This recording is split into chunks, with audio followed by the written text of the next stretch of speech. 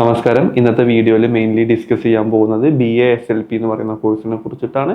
എന്താണ് BA-SLP? BA-SLP ആർക്കൊക്കെയാണ് പഠിക്കാൻ പറ്റുന്നത്? ഏതെല്ലാം എൻട്രൻസ് എക്സാമുകളാണ് BA-SLPക്ക് ജോയിൻ ചെയ്യാൻ വേണ്ടിയിട്ടുള്ളത്? BA-SLPക്ക് കേരളത്തിൽ ഏതൊക്കെ കോളേജുകളാണുള്ളത്? എത്ര സീറ്റ്സ് ആണ് അവൈലബിൾ ആയിട്ടുള്ളത്? ഇതിലെന്ത് കാര്യമാണ്, സിലബസ് എന്താണ്, ഇതിൻ്റെ ജോബ് ഓപ്പർച്യൂണിറ്റീസ് എത്രത്തോളം ഉണ്ടായിരിക്കും? അതുപോലെ നിങ്ങൾക്ക് അറിയാൻ ആഗ്രഹിക്കുന്ന പ്ലസ് ടു കഴിഞ്ഞതിന് ശേഷം ഏതൊരു കുട്ടിയും അറിയാൻ ആഗ്രഹിക്കുന്ന BA-SLPനെ കുറിച്ചിട്ടുള്ള കംപ്ലീറ്റ് കാര്യങ്ങളാണ് ഇന്നത്തെ വീഡിയോയിൽ ഡിസ്കസ് ചെയ്യാൻ പോകുന്നത്. പൊതുവെ പ്ലസ് ടു കഴിഞ്ഞതിന് ശേഷം എക്സ്പെഷ്യലി ബയോളജി സയൻസ് കഴിഞ്ഞ കുട്ടികളാണ് പൊതുവെ BA-SLP ചൂസ് ചെയ്യാറുള്ളത്. സത്യത്തിൽ ഇതിൻ്റെ എലിജിബിലിറ്റി ഇപ്പോൾ Kerala university of health science ആണെന്നുണ്ടെങ്കിലും ഇപ്പോൾ ഇന്ത്യയിലെ ഏറ്റവും top audiology and speech language pathology പഠിപ്പിക്കുന്ന സ്ഥാപനം ആയുഷ് ആണ്, all India institute of speech and hearing എന്ന് പറയും. ഇവിടെയാണെന്നുണ്ടെങ്കിലും ബയോളജി പഠിക്കണമെന്ന് ഒരു നിർബന്ധമല്ല. മെയിനായിട്ട് പഠിക്കേണ്ട സയൻസ് പഠിച്ചിരിക്കണം. സയൻസിൽ മെയിനായിട്ട് പഠിക്കേണ്ട രണ്ട് വിഷയങ്ങൾ എന്ന് പറയുന്നത് ഫിസിക്സും കെമിസ്ട്രിയാണ്.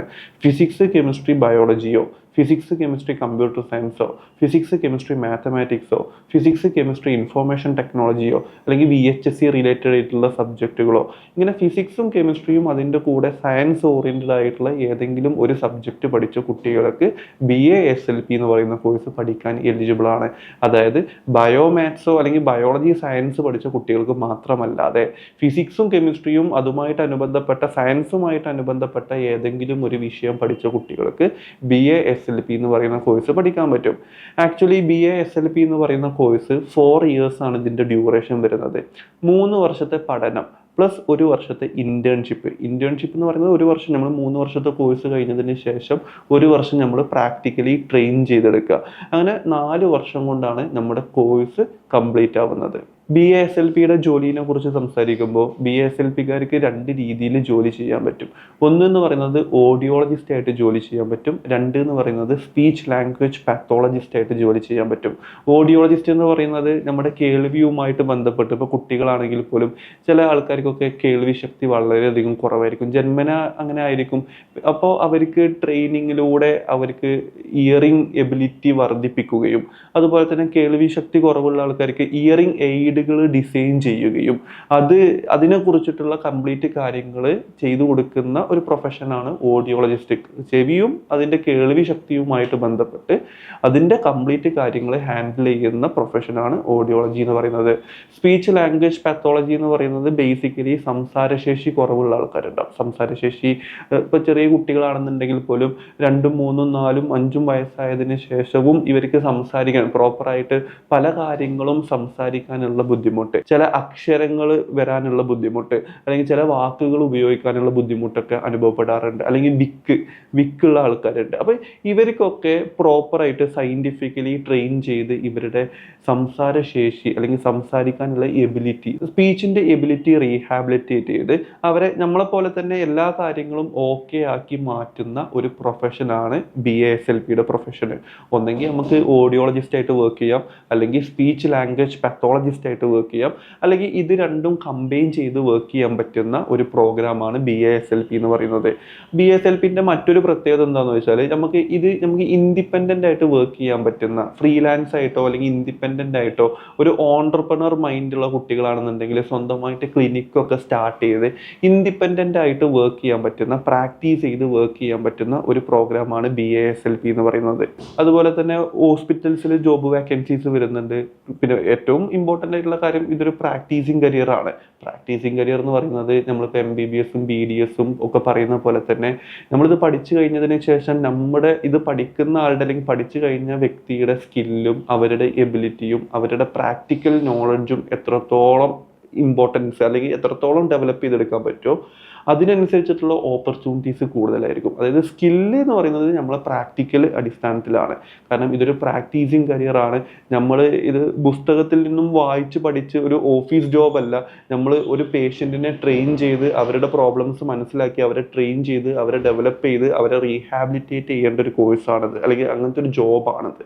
അപ്പോൾ ആ രീതിയിൽ പ്രാക്ടീസിങ് ഓറിയൻറ്റഡ് ആയിട്ട് വർക്ക് ചെയ്യാൻ താല്പര്യമുണ്ട്, ഡോക്ടേഴ്സിനെ പോലെ അല്ലെന്നുണ്ടെങ്കിൽ ഡെന്റിസ്റ്റിനെ പോലെ ഫിസിയോതെറാപ്പിസ്റ്റിനെ പോലെ ഒക്യുപേഷണൽ തെറാപ്പിസ്റ്റിനെ പോലെ തന്നെ പ്രാക്ടീസ് ചെയ്ത് നമ്മുടെ സ്കില്ലും എബിലിറ്റിയും നോളജും ഡെവലപ്പ് ചെയ്ത് കൊണ്ടുവരാൻ താല്പര്യപ്പെടുന്ന കുട്ടികളാണെന്നുണ്ടെങ്കിൽ നിങ്ങൾക്ക് ചെയ്യാൻ പറ്റുന്ന ബ്യൂട്ടിഫുൾ കരിയറാണ് audiology and speech language pathology എന്ന് പറയുന്നത്. ഹോസ്പിറ്റൽസിൽ വർക്ക് ചെയ്യാം, ആദ്യം പറഞ്ഞ പോലെ തന്നെ സ്വന്തമായിട്ട് ക്ലിനിക്ക് സ്റ്റാർട്ട് ചെയ്യാം, ENT ക്ലിനിക്കുകളിൽ വർക്ക് ചെയ്യാം, റീഹാബിലിറ്റേഷൻ സെൻറ്റേഴ്സിൽ വർക്ക് ചെയ്യാൻ പറ്റും, സ്പെഷ്യൽ സ്കൂളുകളിൽ വർക്ക് ചെയ്യാൻ പറ്റും. ഇനി MSc എടുക്കുകയാണെന്നുണ്ടെങ്കിൽ ടീച്ചിങ് മേഖലയിലോട്ട് പോകാൻ പറ്റും. അങ്ങനെ ഒരുപാട് ഓപ്പർച്യൂണിറ്റീസ്, ഒരുപാട് മേഖലയിൽ ജോലി ചെയ്യാൻ പറ്റുന്ന, ഇന്ത്യയിലാണെന്നുണ്ടെങ്കിലും വിദേശത്താണെന്നുണ്ടെങ്കിലും ജോലി ചെയ്യാൻ പറ്റുന്ന, ഹൈലി ഡിമാൻഡിങ് ആയിട്ടുള്ള പ്രാക്ടീസിങ് കരിയർ ഓഫർ ചെയ്യുന്ന, എന്നാൽ 4 വർഷം കൊണ്ട് പഠിച്ചിറങ്ങാൻ പറ്റുന്ന, നീറ്റ് എക്സാമോ കീം എക്സാമോ മറ്റുള്ള എൻട്രൻസ് എക്സാമുകൾ എഴുതാതെ കേരളത്തിലാണെന്നുണ്ടെങ്കിൽ കേരളത്തിലെ അഡ്മിഷൻ പ്രോസസ്സ് പറഞ്ഞുതരാം. കേരള യൂണിവേഴ്സിറ്റി ഓഫ് ഹെൽത്ത് സയൻസിൻ്റെ അണ്ടറിൽ 2024 കണക്ക് പ്രകാരം ഞാൻ സ്ക്രീനിൽ കോളേജസിൻ്റെ ലിസ്റ്റ് കൊടുക്കുന്നുണ്ട്. അപ്പോൾ ഈ കാണുന്ന 6 കോളേജുകളിലായിട്ട് 157 സീറ്റുകളാണ് ഇന്ന് നിലവിൽ കേരളത്തിൽ ഈ കോഴ്സ് പഠിച്ചിറങ്ങാനുള്ളത്. അപ്പോൾ അത്രയും വളരെ കുറഞ്ഞ കുട്ടികൾ മാത്രമേ ഈ കോഴ്സിന് ജോയിൻ ചെയ്യുന്നുള്ളൂ. പൊതുവേ ഈ കോഴ്സ് LBS വഴിയാണ് ഇതിൻ്റെ ആപ്ലിക്കേഷൻ പോകുന്നത്. LBS എന്ന് പറയുന്നത് നമ്മുടെ +2 മാർക്കിൻ്റെ അടിസ്ഥാനത്തിൽ കൊടുക്കുന്ന അലോട്ട്മെന്റ് ആണ്. +1 മാർക്ക് നോക്കൂല, +2 എത്രയാണോ നമ്മുടെ മാർക്ക് ഉള്ളത്, ഒന്നെങ്കിൽ ഫിസിക്സ് കെമിസ്ട്രി നിർബന്ധമായിട്ട് നോക്കും, പിന്നെ ബയോളജിയോ മാത്സോ കമ്പ്യൂട്ടർ സയൻസോ ഇൻഫോർമേഷൻ ടെക്നോളജി സൈക്കോളജി പോലുള്ള സയൻസ് ഓറിയന്റഡ് ആയിട്ടുള്ള സബ്ജക്റ്റിന്റെ മാർക്ക് നോക്കിയിട്ട് ഒരു റാങ്ക് ലിസ്റ്റ് പുറത്തു വിടും. അതിന്റെ റാങ്കിന്റെ അടിസ്ഥാനത്തിൽ പൊതുവെ ഇത് 300ലാണ് ടോട്ടൽ റാങ്ക് നോക്കുന്നത്, മാർക്ക് നോക്കുന്നത്. അതിൽ ഏകദേശം ഒരു 290ന്റെ മുകളിൽ മാർക്ക് കിട്ടുന്ന കുട്ടികൾക്കാണ് പൊതുവെ സീറ്റ് ലഭിക്കാറുള്ളത്. അതായത് ഏകദേശം 98, 97, 98, 99, 100% ഒക്കെ മാർക്ക് കിട്ടുന്ന കുട്ടികൾക്കാണ് കേരളത്തിൽ ഇതിന് സീറ്റ് കിട്ടാറുള്ളത്. കേരളത്തിലെ ഏറ്റവും നല്ല സ്ഥാപനം ഒന്ന് നിഷാണ്, national institute of speech and hearing തിരുവനന്തപുരമാണ് ഏറ്റവും നല്ല സ്ഥാപനം. അതുപോലെ തന്നെ നമ്മുടെ മാർത്തോമ കോളേജ് ഉണ്ട്, പിന്നെ ബേബി മെമ്മോറിയൽ ഉണ്ട്. ഓൾറെഡി ഞാൻ കോളേജസിൻ്റെ ലിസ്റ്റ് കൊടുത്തിട്ടുണ്ട്. അപ്പോൾ ഇത്രയും കോളേജുകളാണ് കേരളത്തിലുള്ളത്. ഇതുപോലെ നോക്കുമ്പോൾ ഇത് കേരള യൂണിവേഴ്സിറ്റി ഓഫ് ഹെൽത്ത് സയൻസിൻ്റെ അണ്ടറിൽ വരുന്ന കോളേജാണ്. പിന്നെ കേരളത്തിലൊരു ഡീംഡ് യൂണിവേഴ്സിറ്റിയിലും ഈ കോഴ്സ് അവൈലബിൾ ആണ്. അതാണ് അമൃത ഹോസ്പിറ്റലിൽ കേരളത്തിലുള്ള കൊച്ചിയിലുള്ള ഒരു ഡീംഡ് യൂണിവേഴ്സിറ്റിയാണ്. അവർ കണ്ടക്ട് ചെയ്യുന്ന എൻട്രൻസിൻ്റെ അടിസ്ഥാനത്തിലാണ് അവരെന്ത് ചെയ്യുന്നത്, അവിടുത്തെ സീറ്റ് ഫില്ലപ്പ് ചെയ്യുന്നത്. അതുപോലെ തന്നെ ഓൾ ഇന്ത്യ ലെവൽ നോക്കുകയാണെന്നുണ്ടെങ്കിൽ Ayush, all India institute of speech and hearing വരുന്നുണ്ട്. മൈസൂർ യൂണിവേഴ്സിറ്റിയുടെ അണ്ടറിൽ മൈസൂരാണ് കോളേജ് വരുന്നത്, ആയുഷിൻ്റെ കോളേജ്. 80 സീറ്റ് ഉണ്ട്. 2025 ആപ്ലിക്കേഷൻ വിളിച്ചിട്ടില്ല.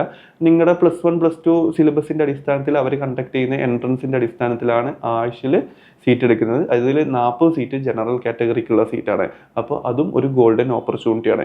ഇങ്ങനെ നോക്കുമ്പോൾ നമുക്ക് കേരളത്തിൽ ഈ കോഴ്സ് പഠിച്ചിറങ്ങാൻ ടോട്ടലി 157 സീറ്റ് ഗവൺമെന്റ് സൈഡിൽ, അതായത് ഗവൺമെന്റ് യൂണിവേഴ്സിറ്റിയുടെ അണ്ടറിലും, ഒരു 30 സീറ്റ് കൊച്ചി അമൃതയിൽ, മാക്സിമം ഒരു 30-40 സീറ്റ് കൊച്ചി അമൃതയുടെ അണ്ടറിലും ഉണ്ടാവും. ഇങ്ങനെ ടോട്ടൽ നോക്കുമ്പോൾ 200-ൽ താഴെ കുട്ടികൾ മാത്രമേ കേരളത്തിൽ BA SLP എന്ന് പറയുന്ന കോഴ്സ് പഠിക്കുന്നുള്ളൂ. ഇതാണ് ഈ കോഴ്സിന്റെ ഏറ്റവും വലിയ പ്രത്യേകത.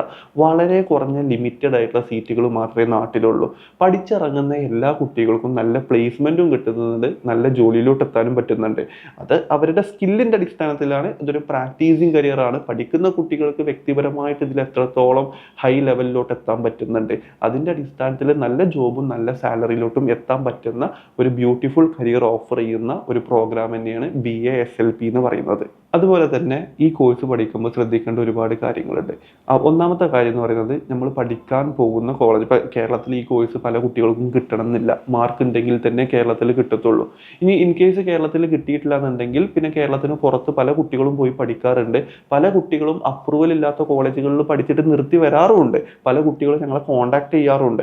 അതുകൊണ്ടാണ് പറയുന്നത്, ഈ കോഴ്സ് പഠിക്കുമ്പോൾ ശ്രദ്ധിക്കേണ്ട വളരെ ഇമ്പോർട്ടൻ്റ് ആയിട്ടുള്ള കാര്യം, ഏത് യൂണിവേഴ്സിറ്റിയുടെ അണ്ടറിലാണ് ഇത് പഠിക്കുന്നത്, യൂണിവേഴ്സിറ്റിക്ക് വേണ്ട അപ്രൂവൽസ് ഉണ്ടോ, RCI rehabilitation council of India അംഗീകരിച്ചിട്ടുള്ള കോളേജിലാണോ നമ്മൾ പഠിക്കുന്നത്, ആ കോളേജിൽ എത്ര സീറ്റ്സ് ആണ് അവൈലബിൾ ഉള്ളത്, നിങ്ങളെ പഠിപ്പിച്ചു തരാൻ വേണ്ടത്ര നല്ല ഫാക്കൽറ്റീസ് ഉണ്ടോ, നിങ്ങൾ പഠിക്കുന്ന സ്ഥാപനത്തിന് നല്ല ഹോസ്പിറ്റൽ ഉണ്ടോ, അതായത് BASLP audiology and speech language pathology department ഉള്ള നല്ല പേഷ്യന്റ് എക്സ്പോഷർ ഉള്ള ഹോസ്പിറ്റൽ ഉണ്ടോ, ഇങ്ങനത്തെ കംപ്ലീറ്റ് കാര്യങ്ങൾ നോക്കിയിട്ട് മാത്രമേ ഒരു കോളേജിൽ ജോയിൻ ചെയ്യാൻ പറ്റത്തുള്ളൂ. അതായത് വളരെ ലിമിറ്റഡ് ആയിട്ടുള്ള കുട്ടികൾ പഠിക്കുന്ന ഒരു കോഴ്സ് ആയതുകൊണ്ട് ഏതെങ്കിലും ഒരു കോളേജിൽ അഡ്മിഷൻ കിട്ടിയിട്ട് പോയി പഠിക്കേണ്ട ഒരു കോഴ്സ് അല്ല ഇതെന്ന് പറയുന്നത്.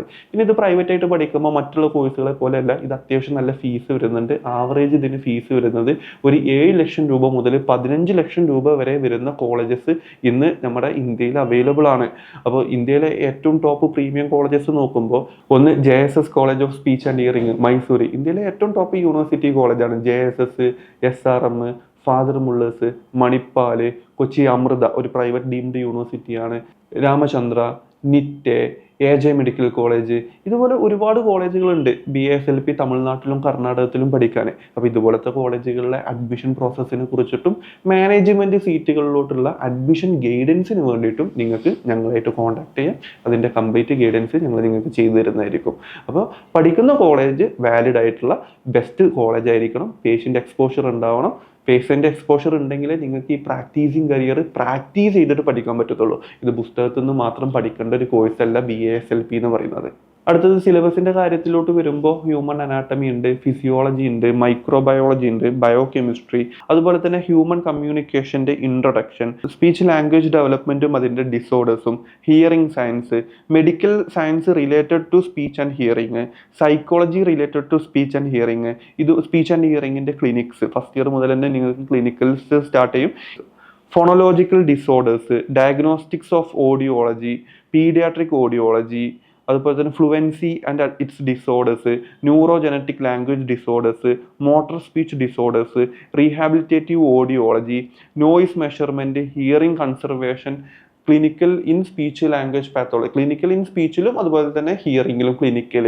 ഇങ്ങനെ ടോട്ടൽ 3 വർഷം 3 വർഷം നമുക്ക് ക്ലിനിക്കൽ ഉണ്ടാവും. അതിൻ്റെ കൂട്ടത്തിൽ complete 4 years complete internship clinical തന്നെ ആയിരിക്കും. അതുപോലെ തന്നെ BASLP കോഴ്സ് ചൂസ് ചെയ്യുന്ന കുട്ടികൾക്ക് വേണ്ട ഏതാനും കുറച്ച് സ്കില്ലുകൾ ഞാൻ പറഞ്ഞുതരാം. കാരണം ഈ സ്കില്ലുകൾ ഇല്ലാതെ BASLP പഠിച്ചിട്ട് കാര്യമില്ല. നിങ്ങൾക്ക് ഇതൊരു പ്രാക്ടീസിങ് കരിയർ ആയിട്ട് ഡെവലപ്പ് ചെയ്യാൻ ഭയങ്കര ബുദ്ധിമുട്ടായിരിക്കും. ഒന്നാമത്തെ കാര്യം എന്ന് പറയുന്നത് ടെക്നിക്കൽ സ്കില്ലാണ്. ടെക്നിക്കൽ സ്കിൽ എന്ന് പറയുമ്പോൾ ഇതുമായിട്ട് റിലേറ്റ് ചെയ്തിട്ട് ഒരുപാട് കാര്യങ്ങൾ നമുക്ക് ചെയ്യാനുണ്ട്. Audiometric testing, speech language assessment, hearing aid programming, assistive ടെക്നോളജീൻ്റെ യൂസേജസ്, സ്പീച്ച് തെറാപ്പി ടെക്നിക്സ്, കാര്യങ്ങളൊക്കെ ടെക്നിക്കൽ സ്കില്ലിൽ നമുക്ക് ഇതുമായിട്ട് ബന്ധപ്പെട്ട് യൂസ് ചെയ്യാനുള്ളതാണ്. രണ്ടാമത് വരുന്ന സ്കില്ലാണ് ക്ലിനിക്കൽ ആൻഡ് ഡയഗ്നോസ്റ്റിക് സ്കില്ല്. അതായത് ഒരു പേഷ്യൻ്റ് വരുമ്പോൾ ക്ലിനിക്കൽ സൈഡിൽ നമുക്ക് അവരെ അസസ് ചെയ്യാനും അവരുടെ അസുഖം എന്താണെന്ന് കണ്ടുപിടിക്കാനും അത് എന്ത് കാരണം കൊണ്ടാണ് അവരുടെ കേൾവി ശക്തിയോ അല്ലെങ്കിൽ സംസാരശേഷിയോ എന്ത് കാരണമാണ് അതിൻ്റെ ഒരു ഉറവിടം, എന്ത് കാരണം കൊണ്ടാണ് ഇതിൻ്റെ ബുദ്ധിമുട്ട് വന്നിട്ടുള്ളതെന്ന് കണ്ടുപിടിക്കാനുള്ള ക്ലിനിക്കൽ ആൻഡ് ഡയഗ്നോസ്റ്റിക്കുമായിട്ട് ബന്ധപ്പെട്ട കാര്യങ്ങളിൽ നല്ല സ്കില്ല് വേണം. ഇതാണ് രണ്ടാമത്തെ സ്കില്ല്. മൂന്നാമത് വരുന്നത് പ്യുവർലി കമ്മ്യൂണിക്കേഷൻ സ്കില്ലാണ്. പേഷ്യൻസ് വരുന്ന സമയത്ത് നമുക്ക് അവരുമായിട്ട് കമ്മ്യൂണിക്കേറ്റ് ചെയ്യാനും അവരുടെ അസുഖങ്ങളും അവർക്ക് വേണ്ട തെറാപ്പി, ഇപ്പോൾ സ്പീച്ച് തെറാപ്പി ഒക്കെ കൊടുക്കുന്ന സമയത്ത് നമുക്കും കമ്മ്യൂണിക്കേറ്റ് ചെയ്യാൻ, നല്ല രീതിയിൽ കമ്മ്യൂണിക്കേറ്റ് ചെയ്യാനും ബൈസ്റ്റാൻഡേഴ്സ് ആയിട്ട് കമ്മ്യൂണിക്കേറ്റ് ചെയ്യാനുള്ള സ്കില്ല് നല്ല രീതിയിൽ വേണം. കമ്മ്യൂണിക്കേഷൻ സ്കില്ല് എന്ന് പറയുമ്പോൾ അതിൽ നല്ല ലിസണിങ് സ്കില്ലും വേണം. കാരണം സംസാരശേഷി ഇല്ലാത്ത ആൾക്കാർ നമ്മുടെ മുന്നിലോട്ട് വന്നിട്ട് ട്രീറ്റ്മെൻറ്റ് ചെയ്യുന്ന സമയത്ത് അവരുടെ ഫോണറ്റിക്സും അവരുടെ ഫ്ലുവൻസിയും കാര്യങ്ങളൊക്കെ ഡെവലപ്പ് ചെയ്യുന്ന സമയത്ത് അത് നമുക്ക് നല്ല രീതിയിൽ ലിസൺ ചെയ്തിട്ട് അവരുടെ അസുഖം അല്ലെങ്കിൽ അവരുടെ ഡിസോർഡർ എന്താണെന്ന് കണ്ടുപിടിക്കാനുള്ള സ്കില്ലും വേണം. കമ്മ്യൂണിക്കേഷൻ സ്കില്ല് എന്ന് പറയുമ്പോൾ ലിസണിങ് സ്കില്ല് വേണം, പേഷ്യൻസ് ആവണം, നമുക്ക് നല്ല പേഷ്യൻസ് വേണം. കാരണം നമുക്ക് നല്ല സമാധാനത്തോടു കൂടി വർക്ക് ചെയ്യണം. കാരണം നമ്മുടെ മുന്നിൽ വരുന്ന ഒരു പേഷ്യൻറ്റിൻ്റെ അസുഖം നമുക്ക് ചിലപ്പോൾ 1 ദിവസം കൊണ്ടോ 2 ദിവസം കൊണ്ടോ ഒന്നും മാറ്റി കൊടുക്കാൻ പറ്റില്ല. ഇതൊരു തെറാപ്പിയാണ്. ഫിസിയോതെറാപ്പി പോലെ തന്നെ ഡോക്ടേഴ്സ് ചികിത്സിക്കുന്ന പോലെ തന്നെ ഇത് ചിലപ്പോൾ ലോങ് ടേം ആയിട്ട് മാറ്റി കൊടുക്കേണ്ട പല അസുഖങ്ങളും വരും. അപ്പോൾ ഈ അസുഖങ്ങളൊക്കെ നല്ല രീതിയിൽ ചികിത്സ നടത്തി മാറ്റി കൊടുക്കാനുള്ള എബിലിറ്റി, നല്ല പേഷ്യൻസും വേണം, എമ്പതി വേണം. സിമ്പതി അല്ല, എമ്പതറ്റിക് ആയിരിക്കണം, കമ്പാഷൻ വേണം നമുക്ക് ഈ വർക്കിനോട്. ഇതാണ് ഈ സ്കില്ലിൽ വരുന്നത്. അതുപോലെ തന്നെ നമ്മുടെ കൂടെ വർക്ക് ചെയ്യുന്ന കൊളീഗ്സിൻ്റെ കൂടെ നല്ല രീതിയിൽ വർക്ക് ചെയ്യണം. അതിന് നല്ല ടീം വർക്ക് വേണം. അതുപോലെ തന്നെ കൊളീഗ്സ് മാത്രമല്ല, നമുക്ക് കൗൺസിലിംഗ് കൊടുക്കാനുള്ള എബിലിറ്റി വേണം. കണ്ടിന്യൂസ് ആയിട്ട് നമുക്ക് ഓരോ കാര്യം, ഇതൊരു പ്രാക്ടീസിങ് കരിയർ ആണ്. നമുക്ക് ഇനീഷ്യലി വരുന്ന ഓരോ പേഷ്യൻസിൽ നിന്നും അവരുടെ ട്രീറ്റ്മെന്റ് നടത്തി അതിൽ നിന്ന് പാഠങ്ങൾ ഉൾക്കൊള്ളുവാനും പിന്നെ നമ്മുടെ സ്കില്ല് ഡെവലപ്പ് ചെയ്യാനും ഇത്, അതായത് കണ്ടിന്യൂസ് ആയിട്ട് നമുക്ക് ഈ കോഴ്സ് ജീവിതകാലം മൊത്തം നമുക്കൊരു ലേണിംഗ് പ്രോസസ്സ് തന്നെയാണ്. അപ്പോൾ പല രീതിയിലുള്ള പേഷ്യൻസ് വരുമ്പോൾ ഓരോ കേസ് സ്റ്റഡിയിൽ നിന്നും നമ്മൾ പല കാര്യങ്ങളും പഠിച്ചെടുക്കുക എന്ന് പറയുന്നത് വളരെയധികം ഇമ്പോർട്ടൻ്റ് ആയിട്ടുള്ള കാര്യമാണ്. അപ്പോൾ ഇത്രയും കാര്യങ്ങളാണ് ബേസിക് ആയിട്ട് വേണ്ട സ്കിൽ സെറ്റുകൾ. അപ്പോൾ ഇത്രയും കാര്യങ്ങളിലൂടെ പോവാൻ സാധിക്കുന്ന കുട്ടികൾ മാത്രം BASLP എന്ന് പറയുന്ന കോഴ്സ് ചൂസ് ചെയ്തിട്ടേ കാര്യമുള്ളൂ. പിന്നെ ഇതൊരു പ്രൊഫഷണൽ കോഴ്സാണ്, നമുക്ക് ഇതിനോട് എത്തിക്ക് വേണം, നമ്മൾ പ്രൊഫഷണലി പെരുമാറാനും പ്രൊഫഷണലി കാര്യങ്ങൾ ഹാൻഡിൽ ചെയ്യാനുള്ള കഴിവും ഇതിൽ വളരെയധികം ഇമ്പോർട്ടൻ്റ് ആണ്. ഇപ്പോൾ ഏകദേശം എല്ലാ കാര്യങ്ങളും BASLPനെ കുറിച്ചിട്ട് പറഞ്ഞു. എന്താണ് BASLP, ആർക്കൊക്കെ ഈ കോഴ്സ് പഠിക്കാൻ പറ്റും, എക്സ്പെഷ്യലി ബയോളജി സയൻസുകാർക്ക് മാത്രമല്ല, കമ്പ്യൂട്ടർ സയൻസുകാർക്കോ ഫിസിക്സ് കെമിസ്ട്രി മാത്രമേ മാൻഡേറ്ററി ഉള്ളൂ. കമ്പ്യൂട്ടർ സയൻസ് പഠിച്ച കുട്ടികൾക്കും മെഡിക്കൽ മേഖലയിലോട്ട്, അല്ലെങ്കിൽ ഫിസിക്സ് കെമിസ്ട്രി പഠിച്ചു, ഇനിയിപ്പോൾ മാത്തമാറ്റിക്സ് ആണ് മറ്റുള്ള സ്ട്രീം, അതായത് കമ്പ്യൂട്ടർ സയൻസ് മാത്രമല്ല ഫിസിക്സ് കെമിസ്ട്രി കോമ്പിനേഷനിൽ ഏതെങ്കിലും സ്ട്രീം പഠിച്ച കുട്ടികൾക്ക് പോലും മെഡിക്കൽ ഫീൽഡിലോട്ട് വരാൻ താല്പര്യം ഉണ്ടെന്നുണ്ടെങ്കിൽ BASLP റൈറ്റ് ചോയ്സ് ആണ്. അപ്പോൾ ഈ കോഴ്സിനെ കുറിച്ചിട്ടും ഇതിൻ്റെ അഡ്മിഷൻ പ്രോസസ്സിനെ കുറിച്ചിട്ടും കൂടുതൽ എന്തെങ്കിലും ഡൗട്ടുകളോ കാര്യങ്ങളോ ഉണ്ടെന്നുണ്ടെങ്കിൽ നിങ്ങൾക്ക് ഞങ്ങളായിട്ട് കോൺടാക്ട് ചെയ്യാം.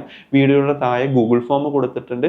നിങ്ങൾക്ക് ഏത് കോഴ്സിനെ കുറിച്ചിട്ടും ആഫ്റ്റർ +2 എനി ഡൗട്ട് ഉണ്ടെന്നുണ്ടെങ്കിൽ അതിൽ ആസ്ക് യുവർ ക്വസ്റ്റ്യൻ എന്ന് പറയുന്ന സെക്ഷനിൽ നിങ്ങളുടെ ഡൗട്ട് ചോദിക്കാം. ഞങ്ങളുടെ ഓഫീസിൽ നിന്നും വിദഗ്ധ കരിയർ കൗൺസിലേഴ്സ് നിങ്ങളെ വിളിച്ചിട്ട് ഹെൽപ്പ് ഔട്ട് ചെയ്യുന്നതായിരിക്കും. വാട്സപ്പ് വഴി ഇതുപോലത്തെ ഒരുപാട് കോഴ്സുകളെ കുറിച്ചിട്ടും എൻട്രൻസ് ന്യൂസുകളെ കുറിച്ചിട്ടും +2 കഴിഞ്ഞതിന് ശേഷമുള്ള ഓരോ അപ്ഡേറ്റുകളും നിങ്ങളുടെ വാട്സപ്പിൽ ലഭ്യമാവാൻ വേണ്ടിയിട്ട് ആഫ്റ്റർ +2 മലയാളത്തിൻ്റെ വാട്സപ്പ് ചാനലിലും വാട്സപ്പ് കമ്മ്യൂണിറ്റിയിലും വാട്സപ്പ് ഗ്രൂപ്പിലും ജോയിൻ ചെയ്യുക. ലിങ്കുകൾ ഡിസ്ക്രിപ്ഷനിൽ കൊടുത്തിട്ടുണ്ട്. കൂടുതൽ ഡൗട്ടുകൾ ഉണ്ടെന്നുണ്ടെങ്കിൽ കമൻറ്റ് ബോക്സിൽ കമൻറ്റ് ചെയ്യുക.